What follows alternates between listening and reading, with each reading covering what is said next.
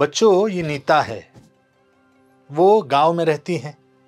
उसका विद्यालय गांव से बहुत दूर है। विद्यालय में वो एसटी से जाती हैं। गांव के सभी बड़े बच्चे उसी विद्यालय में और ऐसे ही एसटी बस से जाते हैं। उसके गांव में एक छोटी सी राशन की दुकान है। लेकिन और कौन से भी वस्तु लाने की जरूरत पड़ी तो दूसरे गांव में जाना पड़ता है। अस्पताल भी गांव से दूर शहर में है। इस गांव में एसटी बस और थोड़ी बहुत रिक्शाएं होने के कारण लोगों की बड़ी सहूलियत हुई है। आप विद्यालय में कैसे जाते हो? आपका विद्यालय कितनी दूरी पर है? आपको विद्यालय में वाहन से जाना पड़ता है या पैदल? आपके घर से दूरी पर तथा लंबा होने वाले स्थान पर जाने के लिए आप क्या करते हो? हमारे घर से कुछ स्थान बहुत दूरी पर तथा दूर होने के कारण हमें वाहन का उपयोजन तथा इस्तेमाल करना पड़ता है। हम कौन कौन से परिवहन साधनों का उपयोजन तथा इस्तेमाल करते हैं?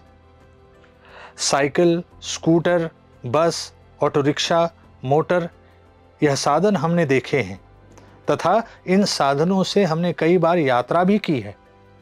हमारे लिए जो सुलभ है वह वाहन हम इस्तेमाल करते हैं। हमारा विद्यालय पास हो तो हम पैदल ही जाते हैं, थोड़े लंबे दूरी पर हो तो साइकिल और बहुत दूर हो तो वाहन तथा बस का उपयोजन तथा इस्तेमाल करते हैं। हमें अगर किसी दूसरे गांव जाना हो तो हम बस या रेलगाड़ी से जाते हैं। पुराने ज़माने में लोग पैदल यात्रा करते थे तथा बैलगाड़ी, घोड़ा गाड़ी का उपयोजन तथा इस्तेमाल करते थे। अभी पेट्रोल, डीजल, बिजली की खोज से अलग अलग स्वयंचलित वाहन के खोज के कारण यात्रा सुलभ और कम समय में करना मुमकिन हो गया है। हवाई जहाज की खोज के कारण प्रदेश में जाना भी मुमकिन हुआ है। आप कौन कौन से वाहन का उपयोजन तथा इस्तेमाल करते हैं और क्यों, इनकी सूची बनाइए। आपके गांव का तथा शहर का निरीक्षण करके टिप्पणी कीजिए। निरीक्षण के अनुसार कौन सी वाहनों का ज्यादा इस्तेमाल किया जाता है और कौन सी वाहनों का कम इस्तेमाल किया जाता है, इसकी टिप्पणी कीजिए। यह वाहन कौन से ईंधन पर चलते हैं, यह भी टिप्पणी में लिखिए। इससे हमारे गांव में तथा शहर में कौन सा ईंधन सबसे ज्यादा इस्तेमाल होता है, यह आप समझ जाएंगे। कुछ स्थान ऐतिहासिक घटनाओं के कारण मशहूर रहते हैं, कुछ धार्मिक कारणों से, कुछ प्राकृतिक सुंदरता के कारण, तो कुछ महत्वपूर्ण घटनाओं के कारण मशहूर होते हैं। इन गांवों में तथा शहरों में बाहर से लोग ये स्थान देखने के लिए आते हैं। इन स्थानों को पर्यटन स्थल कहते हैं। ऐसे स्थान पर वाहन का व्यवस्थापन करना पड़ता है। विद्यालय, अस्पताल, जरूरी चीजें लाना, इन सब के लिए परिवहन के विभिन्न साधनों का सहारा लेना पड़ता है। वाहन का उपयोग करने से समय और श्रम दोनों की बचत होती है।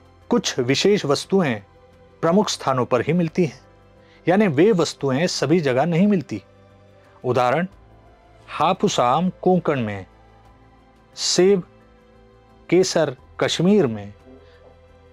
भारत में होने वाली वस्तुएं अलग अलग स्थानों तक पहुंचाने के लिए ट्रक, मालगाड़ी, हवाई जहाज, इनका उपयोग किया जाता है। ऐसे ही विश्व में अलग अलग स्थानों की विशेषता होती है। जापान, अमेरिका, चीन ऐसे देशों में अनेक यंत्र, उपकरण, अनेक घटक भाग तैयार होते हैं।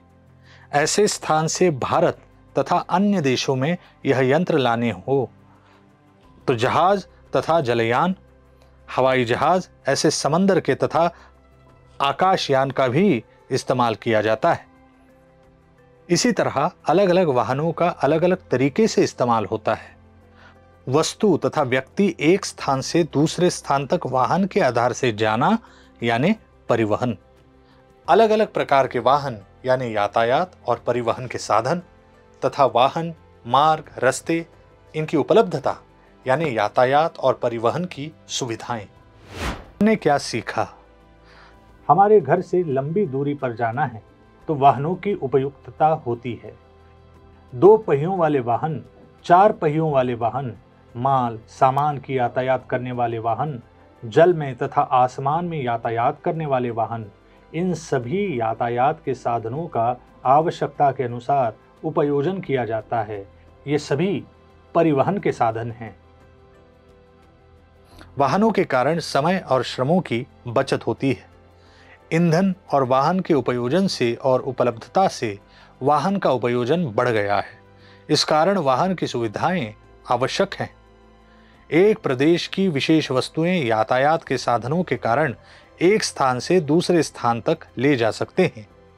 स्वाध्याय: कौन कौन से यातायात के साधन उपयुक्त ठहरेंगे?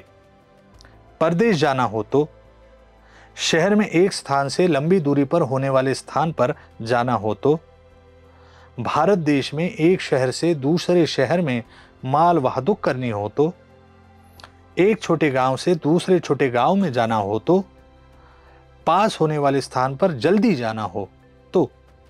प्रश्न 2, वीडियो में ना होने वाले वाहनों के नाम लिखिए।